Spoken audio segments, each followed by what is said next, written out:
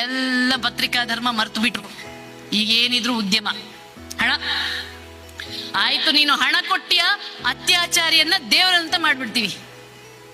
ಅತ್ಯಾಚಾರ ಮಾಡು, ನೀನು ಕೊಲೆ ಮಾಡು, ಒಂದು ಪೆಟ್ಟಿಗೆ ತಂದು ಕೊಡು ಪತ್ರಿಕೆಯವರಿಗೆ, ನೀನು ದೇವರಾಗ್ಬಿಡ್ತೀಯ, ನೀನ್ ದೊಡ್ಡವನಾಗ್ಬಿಡ್ತೀಯ.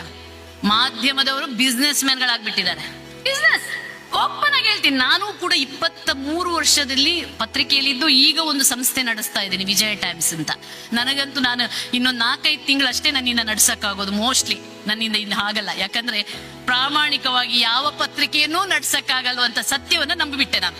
ಅರ್ಥ ಆಯ್ತು ನನಗೂ ಕೂಡ. ನನ್ನಿಂದ ಇನ್ನೊಂದು 2-3 ತಿಂಗಳು ಅಷ್ಟೇ ನಡ್ಸಕ್ಕಾಗೋದು ಅಂತ ನನಗೆ ಅನಿಸ್ತಾ ಇದೆ.